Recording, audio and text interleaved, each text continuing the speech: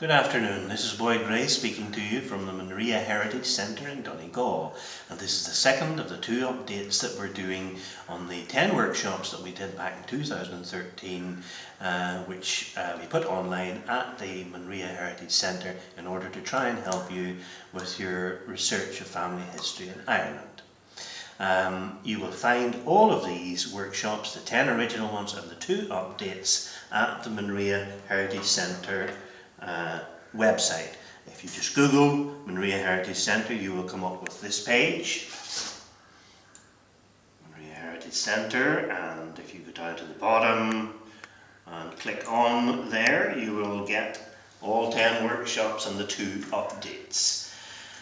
Also, in order to help you, I have put a series of about 40 links to the most useful genealogy websites that you will need for researching in Ireland on my Facebook page. So if you just Google Facebook West Ulster Genealogy, I'll go back a little bit, you come up with this Facebook page. This one, West Ulster Genealogy, and if you click on to More, Notes, and choose the one that says Links and click onto it, and there are all of those links.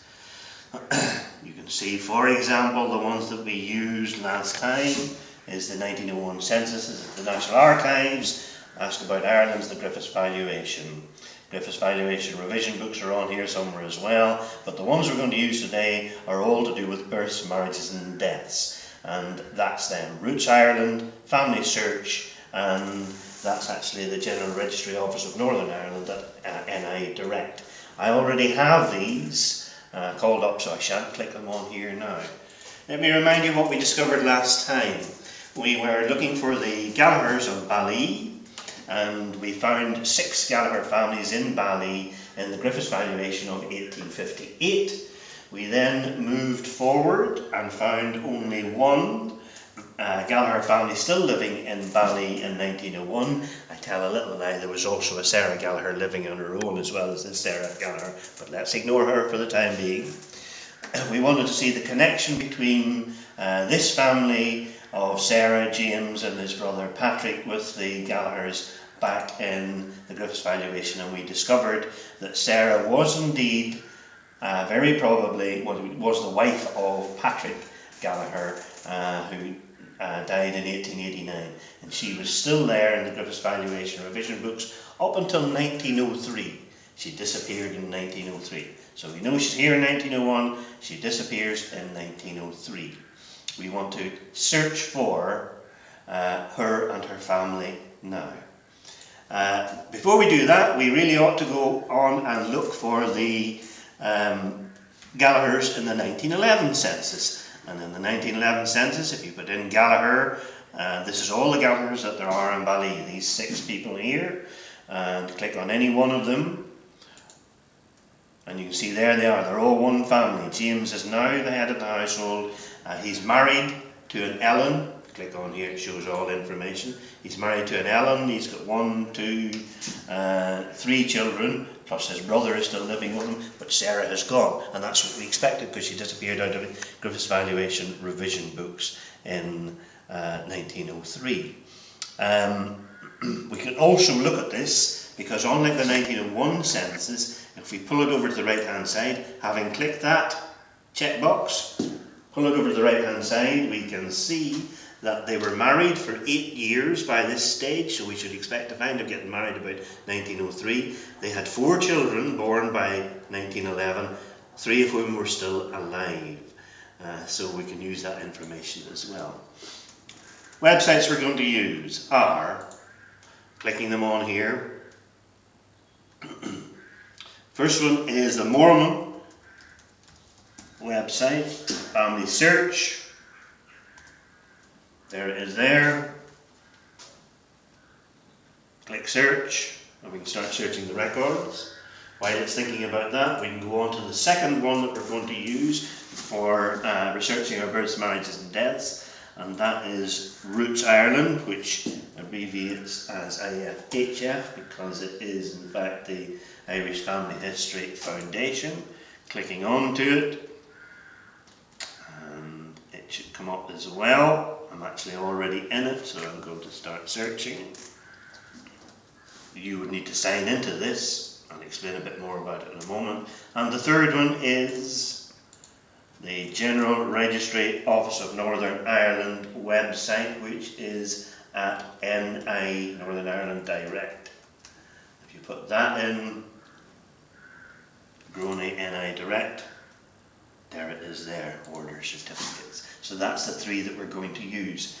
Now, previously, whenever I did the first set of workshops, I talked about what you need to know about births, marriages and deaths. And I said that church records were very thin on the ground and that they were not online. You have to go to the churches really to see them. There are very few church records online. So what we're using is civil records. Civil records began in 1864 for all births, marriages and deaths, except for 1845, Protestant marriages began then. You also need to know what you can expect to find in any of these births, marriages and deaths, because, for example, no Irish marriage certificate has the name of the mother on it. And if you search any of these databases and put in the mother's name, you won't find anything, because you'll be putting wrong information into the database and it'll say that it doesn't have that record. So you need to know what you're looking for, so you need to go back to those other workshops and watch them very closely. Back in 2013 we used different websites to research births, marriages and deaths. We used Emerald Ancestors. It isn't used as much. I don't use it very much anymore at all. We use Roots Ireland, and we still use Roots Ireland. In fact, it has become the most important website, but it has changed its marketing model. Previously, you bought the records one by one. Now you have to take a subscription, but you can take a subscription for as little as 1 month, and it costs £20, whatever that is in dollars and euros. And for that, you can look up as many records as you like. You can look up 1,000 records. So it's very, very good value for money. Also, since 2013, Northern Ireland has put the General Registry Office of Northern Ireland has put all of their civil births, marriages and deaths online, so you can use it as well. And you do need to use all three for reasons that I hope will become obvious. I have all three of them here now ready to use. First one is Family Search, and that's the Mormon one. Well, what are we going to look for? Do you remember that we said that Sarah Gallagher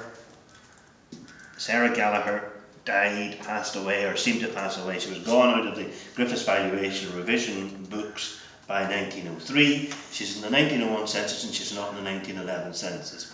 So we can put her name in here into Family Search. The big advantage of the Family Search website is that it's not spelling sensitive. All the others are. You spell Sarah wrong, spell Gallagher wrong, spell Bally wrong, anything like that, you get nothing out of it. So the Family Search one, you can put almost any spelling of the name and it will give you up results. However, it does not have the records as such. It only has the index to the records. So it in itself is not enough, but it's always a good starting point. How do you use it? Just put Sarah Gallagher in to begin with. Don't worry about anything else. Click Search. And it will pull up all the Sarah Gallaghers that it has in its database for any reason whatsoever. Births, marriages, deaths, anything else that they have, including the censuses and including the American censuses, which is why it's taking it a little while to do it. 137,000 Sarah Gallaghers. Well, that's not much help to us. We can refine the search, however, using this series of blue limiters, they're called. Or there's another set of limiters down here, the black ones, and I always use the black ones. So I'm looking for Sarah Gallagher, death place, click on it, choose United Kingdom and Ireland, let it filter them out. While it's thinking about it, I'll go down here again, and then you click on United Kingdom and Ireland and choose Ireland. It filters them down. Now notice that we're down to 510, whenever it comes up, yeah, 510. We want to limit it even further, and we could choose County Tyrone, because that's where we're looking at. But if you choose County Tyrone, you won't get all of the deaths. The County Tyrone is just those records that mention County Tyrone in them, and the civil records of deaths don't mention County Tyrone. It divides them up into registration districts. That's where you would have gone to register the death. And for the people living in Bali, the place they went to register the deaths was the town of Strabane, which is about 2 to 3 miles away. That's where they would have went. So therefore, you have to look up the Sarah Gallaghers whose death would be registered in Strabane. And there they are. There's actually 31 of them. Okay, well, that's rather a lot, 31. All of them, all dying in Strabane. We can begin to look and say, well, she died after 1901 and before 1911. There's one in 1907, 1918, 1919, 1873 is too early. So it really ought to be probably, there's no others between 1901 and 1911. It really ought to be this one, but I can tell you it's not. For some reason or other, that's actually not it, because I've looked it up before. We wouldn't know that, because if you click on for details here, it doesn't give you any more details at all other than what's in the index. That's the index, that's all there is, doesn't tell you anything. So, what about having a look at Roots Ireland to see what it tells you? Well, clicking on to deaths, we can search for, let me clear that from a previous search, let me clear that out. We can search for Gallagher, G-A-L-A-G-H-E-R, Sarah, and say R-A-H, and we know that she died between 1901 and 1911, so if I put 1906 in there, plus or minus 5 years, and we know that the death is going to be registered in Strabane, County Tyrone. And what does it give us? None. Right? It says there are none. This is just a feeling of Roots Ireland. It's a very, very good website, but I've noticed from using it over this past few months that it seems to have a shortage of deaths in particular. Why they're not there, I have no idea. So let's try the third one. Moving on to the third one. This is why you have to use all three, and all three have their value. Going into the Groney one now.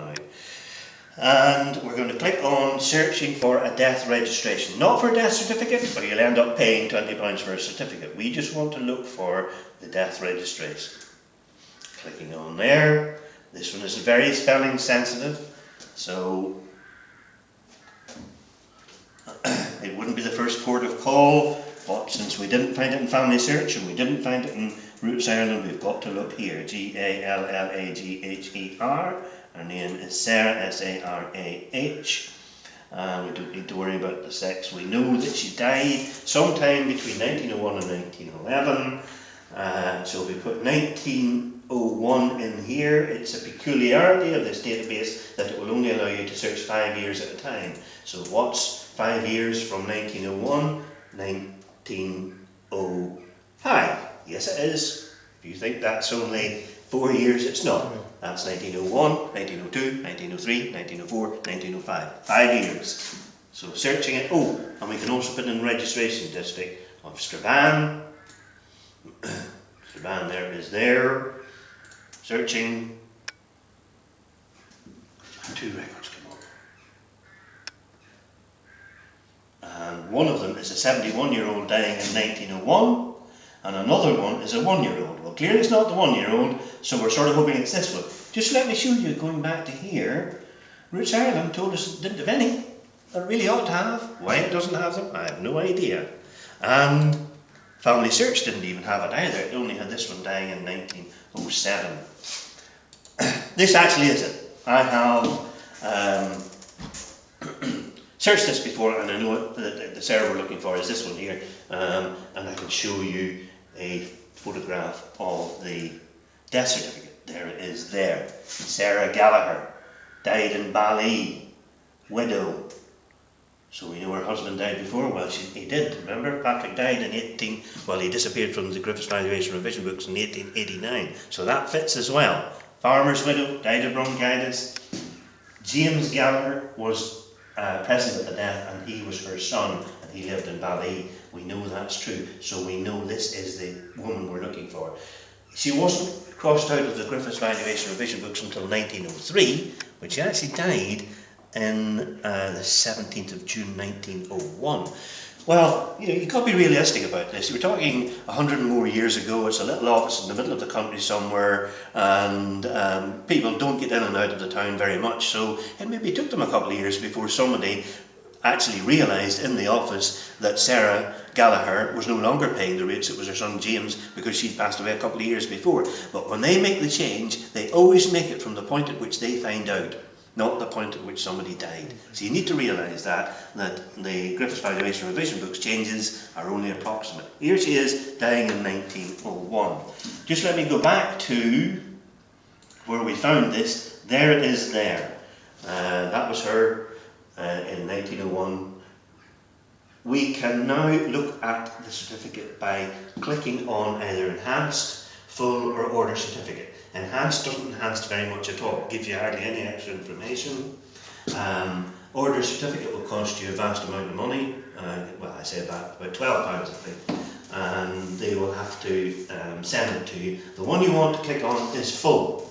I'm not going to click it because every time you click this, even though you clicked it before, they will charge you another £2, because that's what it costs to get this record. It's £2. There's no way around this. If you want to know the information from this certificate at Groney, you're going to have to pay £2 for each of them, but you don't want to be paying for it unless you know it's yours. That's why you need to use the others as well.